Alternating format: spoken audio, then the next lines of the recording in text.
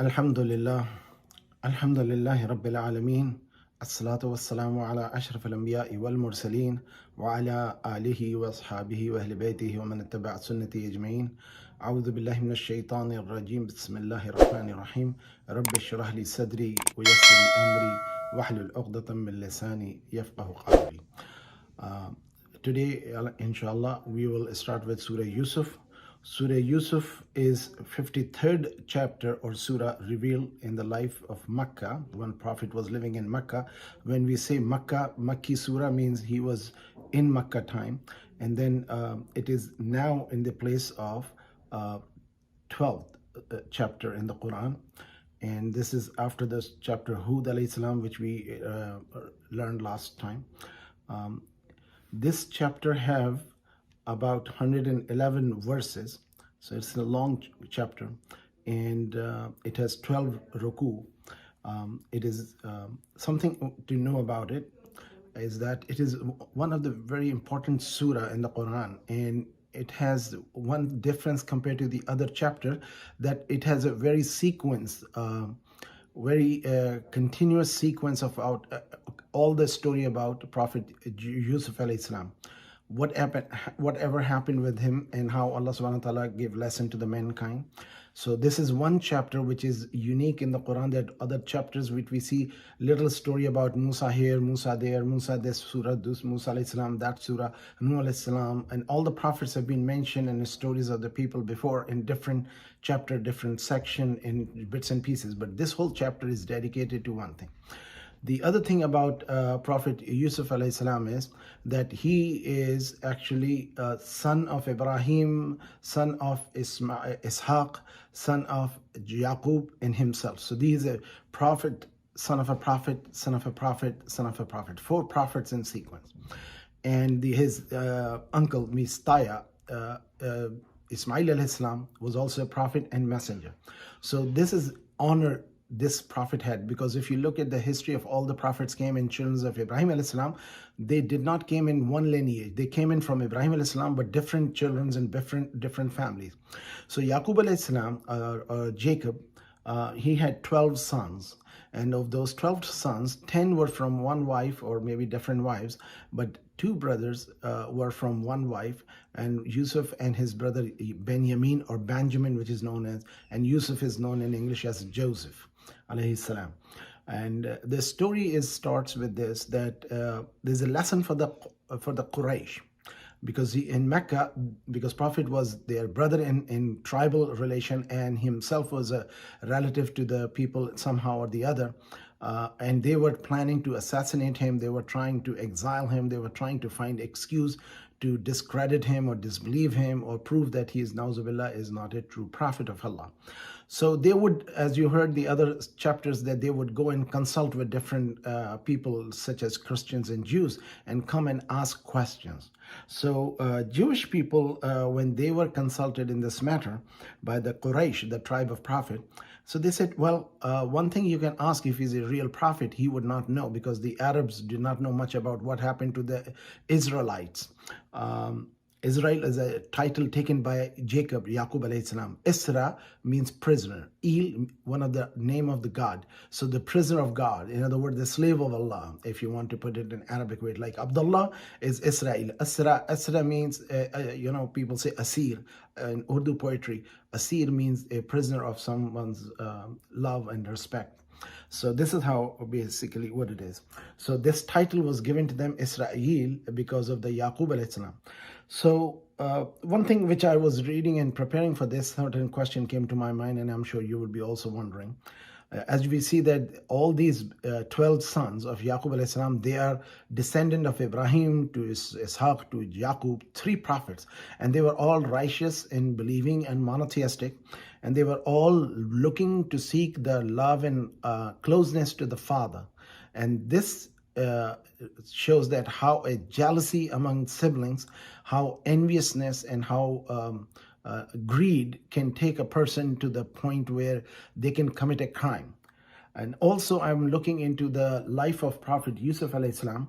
So the Jewish people told Quraysh to ask him about how come all the prophets of Ibrahim and his descendant, which is Isaac and Yaqub and Joseph, they all were supposed to be living in Palestine, which was the Levant area, and how come they end up being in Egypt?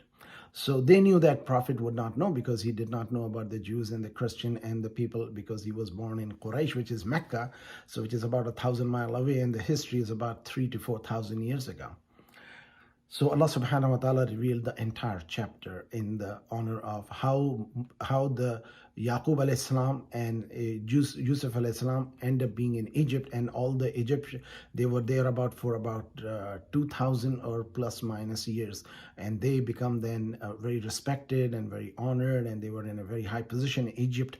And then when they were invaded by the Assyrians, I think the government changed and they were put in prison. They were like what today's Muslim situation is in India, from being a very respectable and honorable and ruling position, and now they are in the persecution position.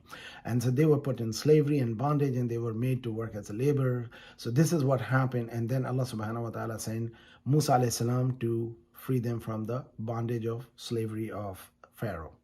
So this was the basically essence of it. But one more important message here is that Allah subhanahu wa ta'ala is telling the people of Israel and unto the Quraysh that what they did to their brother as a blood brother, when you're trying to do my prophet Muhammad, who is your brother in town, in the tribal relation, the end of the jealousy and enviousness is lost. You will not be winning. And Prophet was being kind. What he did at the end when Mecca was conquered, Prophet ﷺ was asked, what are you going to do with the people of Mecca who persecuted you, who hurt you, tortured you, exiled you, and they did everything what Yusuf ﷺ's brother did to him. So Nabi ﷺ said, I will do what the Yusuf ﷺ said to his brother, which is, La tasriba alaykum al-yawm. Today there is no compulsion upon you, there is no punishment on you. And antum talaqa, you are free, you're free today. So Prophet did what Prophet Joseph did to his brother, he did to that entire city and the tribe of Quraysh in Mecca. And they all embraced Islam, as the Yusuf al-Islam's brother accepted and apologized. So then Yusuf al-Islam, at the end of the surah, you will hear that he asked his father and all the brother come and settle down in Egypt, which was a very prosperous nation at that time. So let's begin with this, inshallah, and we'll start. Bismillahir Rahmanir Rahim. Bismillahir Rahmanir Rahim. Alif Lam Ra. Tilka ayatul kitabil mubin. In the name of Allah, most gracious, most merciful. Alif Lam Ra. These are verses of the enlightening book. Inna anzalnahu Qur'anan Arabiyyan la'allakum ta'qilun. We have sent it down as an Arabic Quran, so that you may understand. نحن نقص عليك أحسن القصص بما أوحينا إليك هذا القرآن وإن كنت من قبله لمن الغافلين. By revealing this Quran to you, we hereby narrate to you the best narrative, while before this you were among those unaware of it. So the first three verses, according to the scholars, were revealed in Medina. Even though the chapter was, while Prophet was in Mecca, but the first, second, third, and seventh verse were revealed in Medina. And you see, this is one of the very beautiful of the stories Quran is talking about. Alif Lam Ra, I mean, Allah knows the meaning of this word and His Prophet know. And Tilka ayatul kitabil mubin. These are the verses of the manifest book, which is Quran. Inna anzalnahu Qur'anan Arabiyyan la'allakum taqilun. Indeed, we have sent down this Quran, which is in Arabic language, so that you may have understanding, aql, so you may understand. You need intellect to understand a language, which means that if you reveal a book of a different language into the nation of who does not even understand or speak, how would they comprehend it? So Allah subhanahu wa ta'ala is saying that the Quran is Arabic for the Arabs and for the rest of the world, so that they could understand and comprehend it. And then Allah subhanahu wa ta'ala start this story in a very beautiful way, like a storytelling. Nahnu نَقُصُّ عَلَيْكَ أَحْسَنَ الْقَصَصِ. I mean, we are going to tell you the story in the most beautiful of the stories.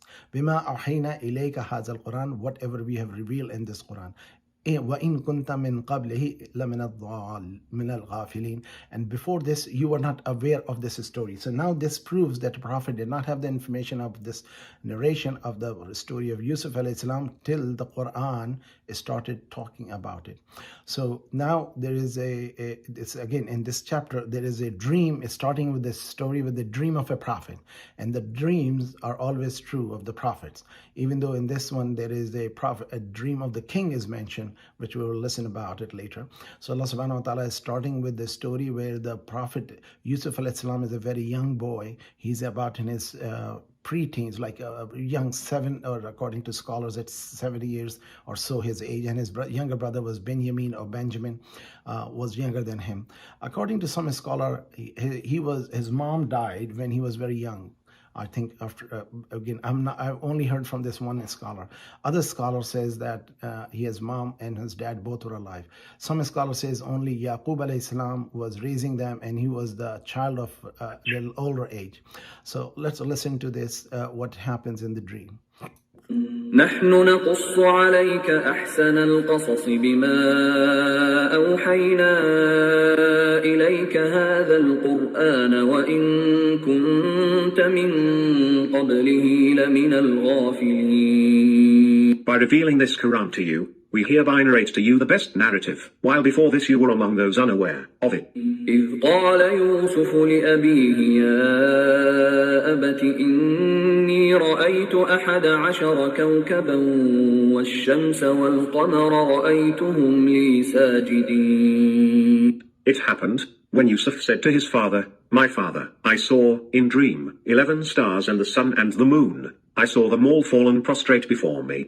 قال يا بني لا تقصص رؤياك على إخوتك فيكيدوا لك كيدا إن الشيطان للإنسان عدو مبين. He said, My son, do not relate your dream to your brothers, lest they should devise a plan against you. Surely, Satan is an open enemy for man.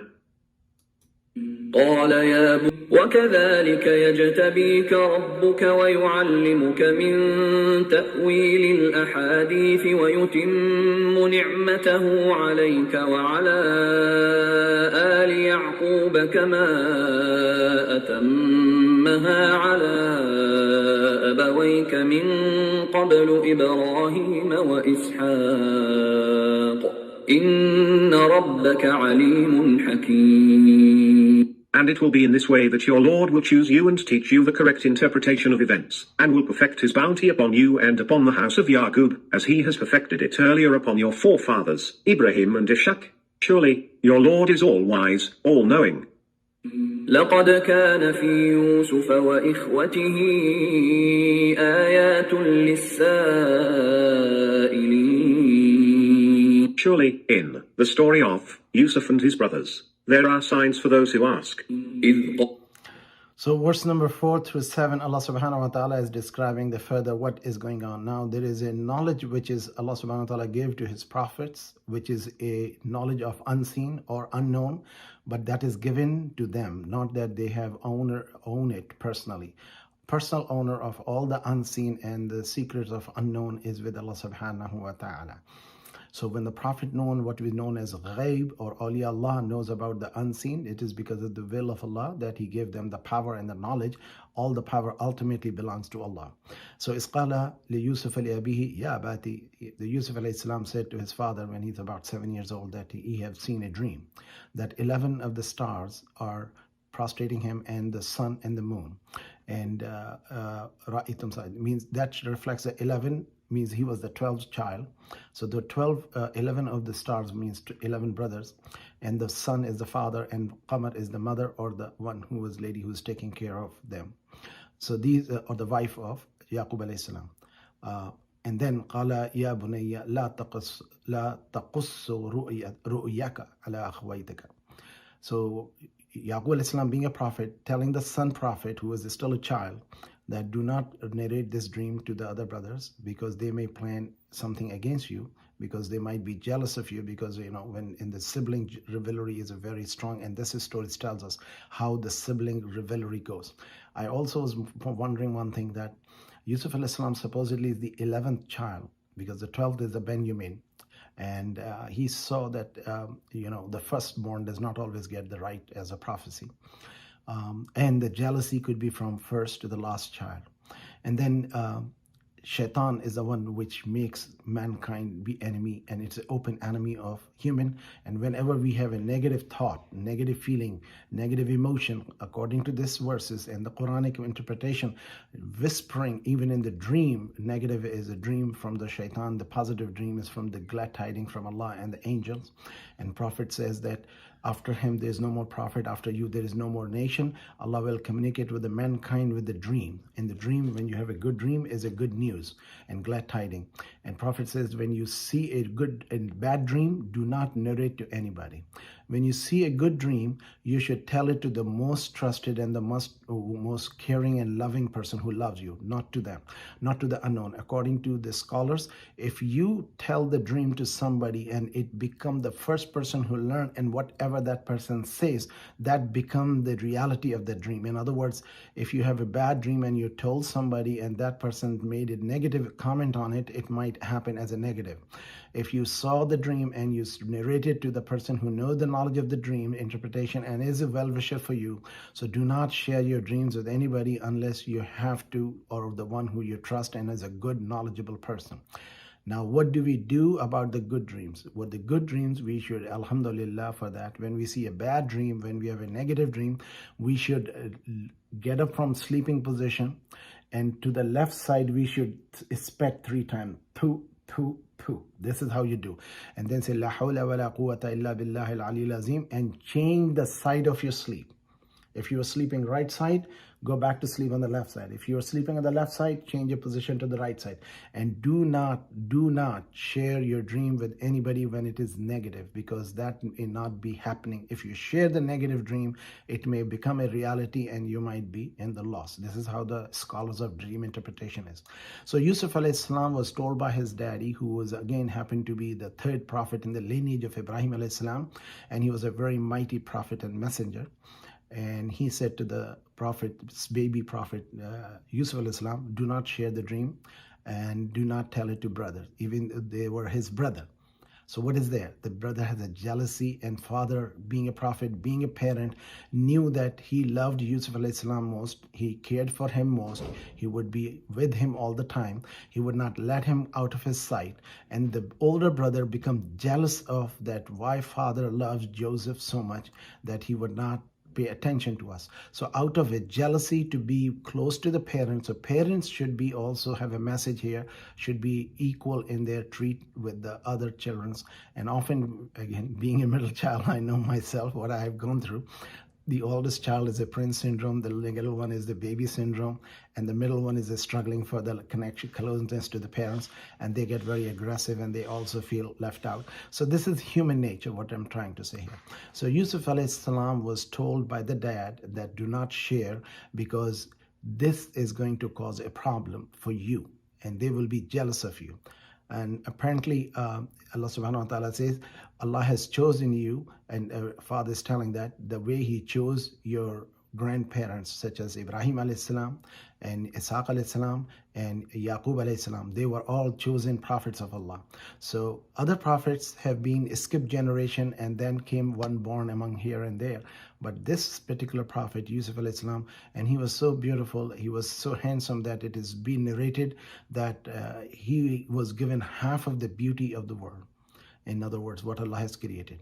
So, لَقَدْ كَانَ فِي يُوسُفِ إِخْوَتِهِ آيَةٌ لِلسَّائِلِينَ. So surely in the story of Yusuf alayhi salam and his brother, there is a sign for those who ask, because the Quraysh came to ask Prophet Muhammad about the story of what happened to the Yusuf alayhi salam, how he ended up being in Egypt. So this is how the story starts. Now let's listen to the dream of Yusuf alayhi salam.